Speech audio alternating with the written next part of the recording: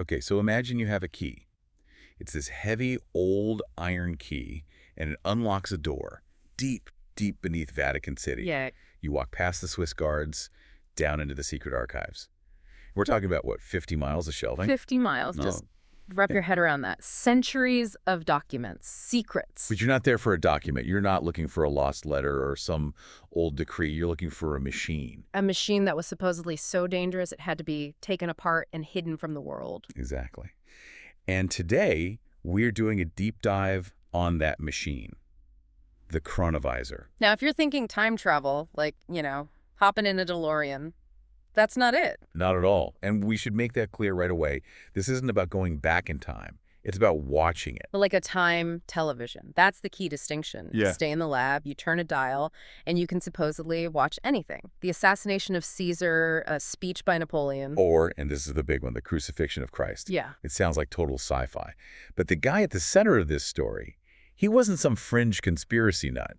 No, not even close. This was Father Pellegrino Ernetti, a Benedictine monk, a respected musicologist, a physicist. And an exorcist for the Venice diocese, just to round out their resume. Right. I mean, this was a serious intellectual. He held the chair of pre-Polyphony in Venice, Yeah. a world-renowned scholar. Well. And his background in music is actually how this whole thing supposedly started. Okay, let's get into that origin story, because the setup is just perfect. It's 1952. Ernetti's in a physics lab at the Catholic University of Milan, and he's working with Father Agostino Gemelli. And Gemelli's no slouch either. He's a physician, the founder of the university. These are serious men. And what they're doing sounds incredibly boring. They're trying to clean up the audio on old wire recordings of Gregorian chants. And for anyone who doesn't know, wire recordings, they were a nightmare. This is before magnetic tape. It's this thin steel wire that just breaks all the time. So, of course, the wire snaps again. And Gemelli, who is probably just fed up, he does this thing he always does. He calls out to his dead father for help. Yeah, just like, oh, Papa, help me. Not a seance, just a moment of frustration. But then they splice the wire back together. They play the recording. And they don't just hear the chant. They hear a voice on the tape that says, "Of course I shall help you. I'm always with you." Chills. Yeah. I mean, immediate chills. But Gemelli's a scientist. He must think it's just, radio interference. He does. Until the voice speaks again, and this time it gets specific. What did it say? It said, "But, Zucchini, it is clear, don't you know it is I?" Zucchini. Zucchini, it was a childhood nickname, something only Gemelli and his father could have possibly known. Wow. Okay, so that's the moment. Yeah. That changes everything. That's the catalyst. For Ernetti, it meant that the sound waves, the energy of his father's voice, hadn't vanished. They were still physically present somewhere. Which leads him to this huge hypothesis. Yeah. A theory that, honestly, even if the machine is fake, is kind of beautiful. It's all based on the conservation of energy. The fundamental law of physics, that energy can't be created or destroyed, only transformed. So every sound you've ever made, every image of you that's ever existed, Yeah.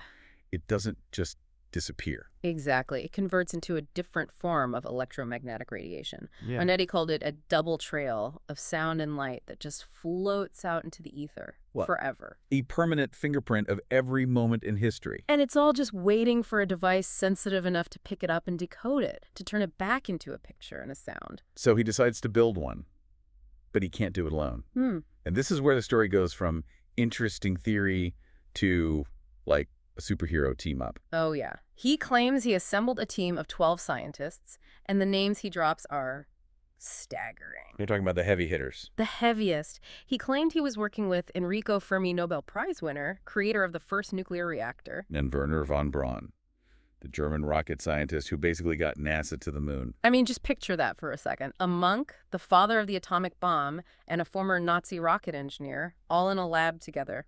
It's completely unbelievable. And critics, they point out that Fermi died right when this was supposedly getting started. Rare. Very convenient. Very convenient. They couldn't exactly deny it. But Ernetti insisted they were there, plus a Japanese Nobel laureate and other secret members. And they build the Chronovisor. From what we know, it looked like a cabinet with a cathode ray tube, like an old TV. Yeah, and a bunch of antennas and dials, all made from, quote, 3 mysterious metals and an alloy unknown to science. Of course. You have to have the mysterious metal. It's classic sci-fi stuff.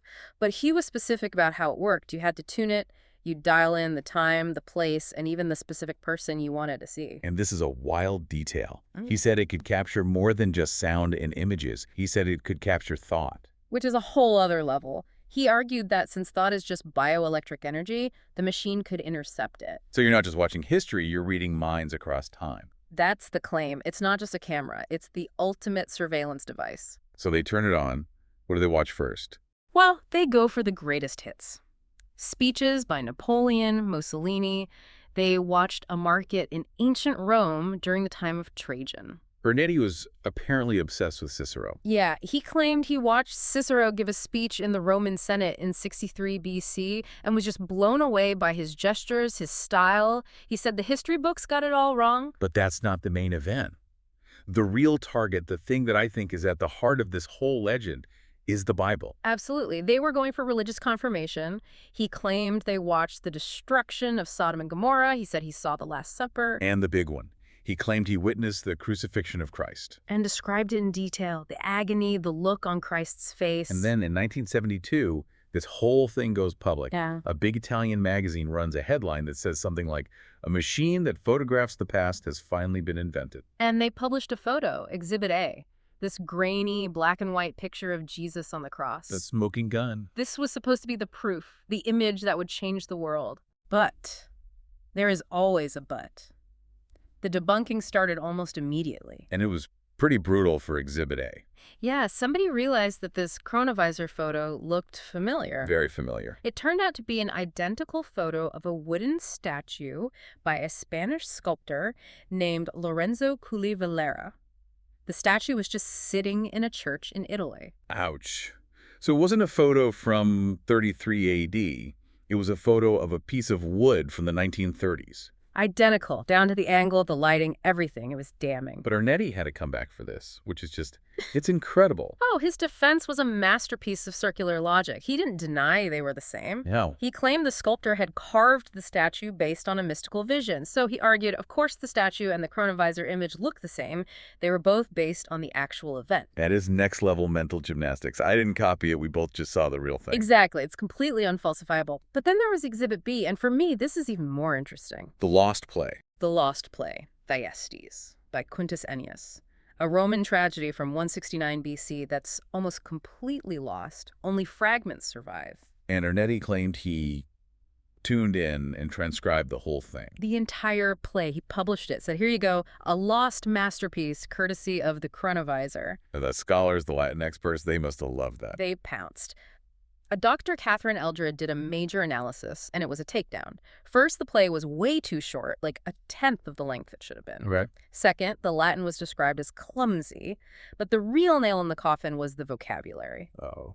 The text used words that didn't exist in the Latin language until 250 years after the play was written. So it's like finding a manuscript from Shakespeare where he talks about a smartphone. Precisely. It was an impossible anachronism. It looked exactly like something a very smart man who knew some Latin, but not perfect ancient Latin, would try to piece together. So the evidence is just. It's falling apart. The photo's a statue, the play's a forgery.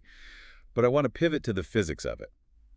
Because even if we ignore the evidence, the science itself has some huge problems. This is where it gets really tough for the believers. One of our sources, Taryn, brings up the idea of signal decay, the whisper in a hurricane problem. Break that down for me. Well, it's just thermodynamics. Yeah. Signals get weaker over time. They get lost in noise. Trying to pick up the specific electromagnetic waves of one voice from 2,000 years ago. Yeah. Amidst all the cosmic radiation, all the radio signals from the last century, it's statistically impossible. That signal would just be heat by now. It would be gone. And what about the observer effect? The idea that watching something changes it. That's a huge one. But Taryn brings up an even more practical, almost philosophical problem that I think is the real killer. Where is the camera? Yeah. I love this question. If you're watching the crucifixion, where are you looking from? Exactly. Ernetti said he saw Christ's face. That implies a camera angle, a perspective. Is this phantasmal eye just floating in midair? Is it zooming in? A raw signal from the past shouldn't look like a movie. It should be a chaotic mess of data. To get a composed 2D image, the machine has to be making choices. It has to decide what to focus on. It has to direct the scene. Which means it isn't an objective record of the past. It's an interpretation. It suggests the machine is just projecting what the viewer already expects to see. It's showing Ernetti his own imagination. That is a fascinating thought. But okay, let's just say it worked. Let's entertain that. Because the other side of this whole legend is why it disappeared. Right. Ernetti claimed that Pope Pius XII ordered the whole project shut down. Why? Because it was too dangerous. He said the Pope told him it was capable of restraining mankind's freedom. The end of all secrets. Think about it. If you can tune into any conversation, any moment, any thought, privacy is over. State secrets are over. The confessional is over. It would create the ultimate dictatorship. A theocracy where the church isn't just watching you spiritually, they have the recordings to prove it, forever. And there were rumors about a Vatican decree in 1988. Yeah, that anyone who even discussed building a machine like this would be excommunicated. Now, there's no public record of it, but of course, for the believers, that's just more proof of the cover-up. It's the perfect conspiracy. The lack of evidence is the evidence. You can't win. So Ernetti dies in 1994. And even his death is shrouded in mystery. We have two completely different stories about what he said on his deathbed. On one side, you have an anonymous relative who claims Ernetti confessed. Said he faked the photo, faked the play, that Fermi wasn't involved. So he admitted it was all a hoax. Almost. He apparently said the concept was still real, that he was just overly optimistic and faked the evidence because he wanted it to work so badly. Okay, that's one version. What's the other? The other comes from Father Francois Brune, a close friend of Ernetti's. And Brune insisted that Ernetti was forced to lie, that the church hierarchy made him discredit his own work to keep it secret. So the confession itself is part of the conspiracy. Exactly. Brune said Ernetti stood by the machine's existence until the very end. Wow. So we have impossible physics, faked evidence, a dead inventor, and a story that just refuses to die. Why are we still talking about this? I think it comes down to what you could call the easier miracle. We have a choice. Miracle A, a priest in the 1950s broke the laws of physics and built a time viewer. Or Miracle B, a story with zero physical evidence survived for over 50 years based on nothing but our collective desire for it to be true. Which miracle is easier to believe? It's that hunger for certainty, isn't it? It is. Faith is hard. Faith means living with doubt. The Chronovisor is a shortcut. It says you don't have to believe in the resurrection. You can watch the footage. You can get the tape. We want the receipts for everything. We want the receipts. But I think Ernetti himself might have understood the danger. There's a quote attributed to him that says, "If men could gaze, unblinking, at every moment God is seen, what would they still call faith?" And that's the thought I want to leave everyone with. If this machine was real, if you could go into the Vatican right now and turn that dial, would you actually want to? Proof can destroy belief, and it can destroy heroes. Maybe some things are meant to remain a mystery. It's an incredible story either way. A massive thank you to our sources for this one, the Y-Files, The Guardian, You Catholic, Very Argentarian on Substack. It's been a fascinating rabbit hole to go down. And to all of you listening. Keep asking questions. Just be careful what answers you go looking for. We'll see you on next Deep Dive.